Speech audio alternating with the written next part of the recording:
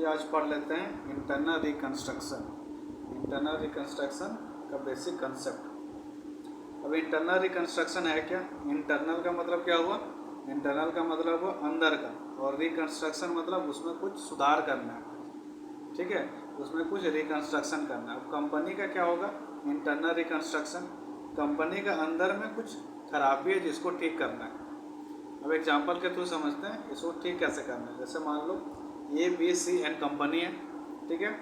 ABC company 2017 में losses किया, उसको लगा नेक्स्ट ईयर फिर कुछ होगा, प्रॉफिट होगा, लेकिन 2018 आया फिर लॉस कर गया, फिर 2019 आया फिर लॉस कर गया, फिर 2020 आया फिर लॉस कर गया।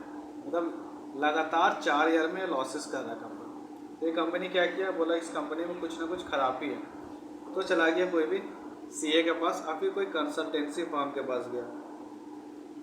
CA के पास गया, फिर कंसल्टेंसी फर्म के पास गया कि क्या रीज़न है मैं बार बार लॉसेस कर रहा हूँ। तो CA क्या बोला? CA बोला या फिर कंसल्टेंसी फर्म बोला कि आप अपना बैलेंस शीट और PL हमको दिखाइए। ठीक है, बैलेंस शीट और PL हमको दिखाइए। तो ABC कंपनी क्या किया, अपना बैलेंस शीट और PL दिखाया। अब इसका बैलेंस शीट और PL देख लेते हैं किस तरह से। इसका बैलेंस शीट और PL है, इसे बैलेंस शीट में दिख रहा है इक्विटी शेयर कैपिटल 2 लाख का, प्रेफरेंस शेयर कैपिटल 3 लाख का, जनरल रिजर्व 1 लाख का दिया हुआ है, और 10% डिवेंचर 5 लाख का है, क्रेडिटर है 3 लाख और बिल्स पेबल है 1 लाख। ऐसा करके इसका लाइबिलिटी साइड में दिख रहा है। अब एसेट साइड देख लेते हैं। ये मान लो लाइबिलिटी साइड है कंपनी का, ये एसेट साइड है। ठीक है, ये लाइबिलिटी एसेट है। एसेट में देख लेते हैं प्लांट एंड मशीनरी 3 लाख का है, फर्नीचर 2 लाख का है, डेटर 3 लाख का, गुडविल 4 लाख का दिख रहा था, profit and loss debit balance दिख रहा है कितना 2 लाख का, और प्रिलिमिनरी एक्सपेंसेस दिख रहा है 1 लाख, और discount on issue of share दिख रहा है 1 लाख। इस तरह से इसका बैलेंस शीट में 15 लाख का दिख रहा है। अब जैसे ये CA देखा इस बैलेंस शीट को, बैलेंस शीट को देखते ही बोल दिया एक आपका कंपनी सिक कंपनी है। सिक कंपनी मतलब ये कंपनी अब खराब कंपनी है, डूबने वाला कंपनी है। बोला ऐसा क्यों?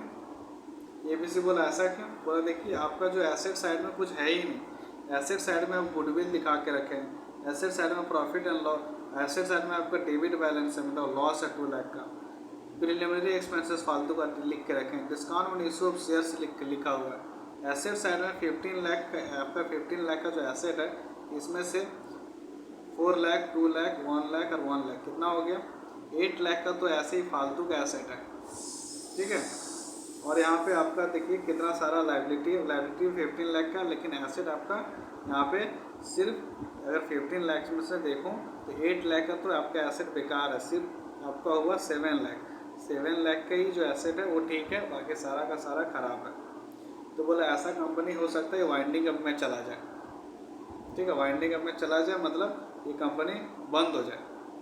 ठीक है, तो क्या किया, अब बोला कि इसको आपको इंटरनल रिकंस्ट्रक्शन करना होगा। इसका मतलब तुम क्या करना होगा, इंटरनल रिकंस्ट्रक्शन करना होगा, जो चैप्टर का नाम है इंटरनल रिकंस्ट्रक्शन। तो इंटरनल रिकंस्ट्रक्शन में करना क्या होगा, जो फालतू का चीज़ें हैं, फालतू का जो यहाँ पे एसेट दिख रहा है जो कोई काम का नहीं है उसको हटा दो। फालतू के एसेट जो उसको हटा दो। तो फालतू के एसेट यहाँ पे क्या क्या हो गया, ये गुडविल हो गया। गुडविल कैसे हो सकता है कि कंपनी में, जिस कंपनी में 4 साल लॉसेस किया हो।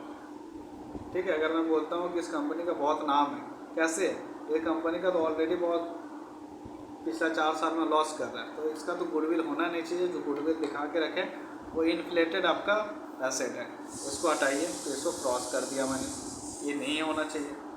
Profit and loss debit balance, ये आपका एसेट तो है नहीं, ये तो डेबिट बैलेंस है, तो इसको हटा दीजिए, ये आपका एसेट है नहीं। प्रिलिमिनरी एक्सपेंसेस लिख के रखा, फालतू का एक्सपेंसेस है खर्चा, इसको हटाइए, ये कोई आपका एसेट नहीं है। और discount on issue of share, ये भी आपको जो राइट ऑफ करते हैं 4 साल 5 साल में, ऐसा वाला एक्सपेंसेस है, इसको हटाइए, आपका एसेट नहीं है। तो आपका एसेट सिर्फ प्लांट एंड मशीनरी मेरे को सही दिख रहा है, फर्नीचर दिख रहा है, डेटर दिख रहा है, जो टोटल हुआ 8 लाख का। तो आपका एसेट तो सिर्फ 8 लाख का हो सकता है, ये इन्फ्लेटेड भी हो। ठीक है, तो यहाँ पे देखिए लाइबिलिटी कितना है, लाइबिलिटी आपका हो गया 15 लाख का, एसेट सिर्फ 8 लाख का है। ठीक है, तो इसमें से आपको क्या करना होगा, आपको इंटरनल रिकंस्ट्रक्शन करना होगा, मतलब किसी न किसी को आपको मनाना पड़ेगा कि आपका इतना पैसा आपको मिलने वाला नहीं है। अगर ये कंपनी लिक्विडेशन में चला जाए तो इतना पैसा आपका बनेगा नहीं। उससे अच्छा है क्यों ना इस लास्ट टाइम कंपनी को बचाया जाए। और बचाने के लिए क्या करना होगा, सबसे पहले इक्विटी शेयर कैपिटल यहाँ पे 2 लाख, इसको कुछ कमा देंगे। प्रेफरेंस शेयर वाले को कुछ बोलेंगे कम ले लो पैसा। और ये जनरल रिजर्व, ये तो होना ही नहीं चाहिए। जनरल रिजर्व कैसे हो सकता है? जनरल रिजर्व क्या होता है, अपने जो प्रॉफिट से एक्यूमुलेट करके कुछ साइड में पैसा रखते हैं, उसको बोलते हैं जनरल रिजर्व। तो ये जनरल रिजर्व जो आप दिखा के रखें, ये कहाँ से हो सकता है? ये कंपनी तो 4 साल पीछे लॉस किया है, तो जनरल रिजर्व तो नहीं होगा, इसको हटा दीजिए, ऐसा कोई काम नहीं है। डिवेंचर है, ठीक है, क्रिएटर है और बिल्स पेबल है। अब ये क्या हो गया, debenture, creator and bills payable, ये हो गया थर्ड पार्टी, ये थर्ड पार्टी है, ठीक है, बाहरी वाला आदमी। अब ये लोग अगर मैं बोलूँगा कि क्या एक काम कीजिए, आप 5 लाख की जगह आपको 4 लाख रुपया मिलेगा और फिर 3 लाख मिलेगा। और क्रिएटर को अगर मैं बोलूँगा 3 लाख की जगह आपको 2 लाख मिलेगा, तो ये लोग मानेगा क्या? ये लोग नहीं मानेगा, बोलेगा मैं क्यों, आपका कंपनी खराब है तो आप समझिए, हमको तो पूरा 3 लाख रुपये चाहिए, ठीक है। ये लोग नहीं मानेगा। तो मनाने का तरीका है, आपको क्या करना होगा, करना ये होगा, बताना होगा कि इस कंपनी का एसेट ख़राब है, मतलब ये कंपनी, अगर आप 3 लाख नहीं मानिएगा तो कंपनी हो सकता है लिक्विडेशन में चला जाए, वाइंडिंग अप हो जाए इस कंपनी का, कंपनी लिक्विडेशन में चला जा सकता है, ठीक है। अगर लिक्विडेशन में जाएगा तो क्या होगा, लिक्विडेशन का पूरा कंपनी से एक्ट फॉलो होता है, उस हिसाब से आपको लाइन लगाना पड़ेगा, जिसका लाइन सबसे पहले आएगा उसको पैसा पहले सबसे मिलेगा। तो सबसे पहले वर्कर लोग को मिलता है, ऐसा पूरा लिस्ट है।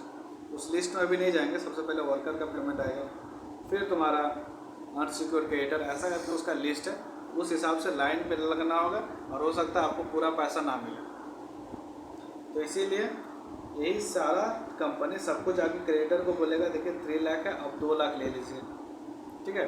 मतलब अल्टीमेटली क्या करना चाह रहा है, एसेट को लायबिलिटी के साथ मिलाएगा, ठीक है। उसको मनाएगा कि 3 लाख से 3 लाख नहीं हो पा रहा, अब 2 लाख लीजिए। अभी अगर नहीं मानेगा तो उसको बोला जाएगा, अगर लिक्विडेशन में कंपनी जाएगा तो हो सकता है आपका 3 लाख की पूरा लॉस हो जाए, वो भी ना मिले। सेम बात है डिवेंचर को भी बोलेगा, सेम बात बिल्स पेबल वाले को भी बोलेगा, ठीक है। तो ये तीनों कहीं ना कहीं रेडी हो जाएगा। क्यों रेडी हो जाएगा? क्योंकि कुछ नहीं मिलने से अच्छा है इस कंपनी को लास्ट टाइम बचा लिया जाए और कुछ मिल जाए। अगर हो सकता है कंपनी बच जाए तो बाद में इन लोगों को पेमेंट पूरा का पूरा कर दिया जाएगा, ठीक है। तो पूरा चैप्टर इसी पे, जैसे मान अब क्या करना है, करना ये है, ये लायबिलिटी है, लायबिलिटी अगर कमेगा तो क्या करेंगे, फिर मान लीजिए क्रेडिटर 3 लाख से 2 लाख हो गया, क्रेडिटर वाला मान लिया कि 1 लाख हमको नहीं देना पड़ेगा, तो लायबिलिटी को कमाना है। ये क्या होता है, लायबिलिटी साइड क्या होता है, क्रेडिट बैलेंस होता है। इसको कमाने के लिए क्या करना होगा, डेबिट करना होगा। तो क्रेडिटर अगर मान लीजिए 3 लाख से 2 लाख में मान लिया 1 लाख कमाना होगा, तो क्या एंट्री पास करेंगे, क्या एंट्री पास करेंगे, creditor account debit to internal reconstruction, ठीक है। तो लायबिलिटी अगर कमेगा तो लायबिलिटी को डेबिट कर दो, तो उसका ठीक रिवर्स आ जाए, creditor account debit to internal reconstruction. इसी तरह क्या करना होगा, अपने को एसेट को ठीक करना होगा, लायबिलिटी को जैसा क्वेश्चन बोलता है उस हिसाब से ठीक करना होगा। मतलब एक लास्ट चांस से किसी तरह कंपनी को रिवाइव किया जाए और कंपनी को बचाया जाए, यही है इंटरनल रिकंस्ट्रक्शन।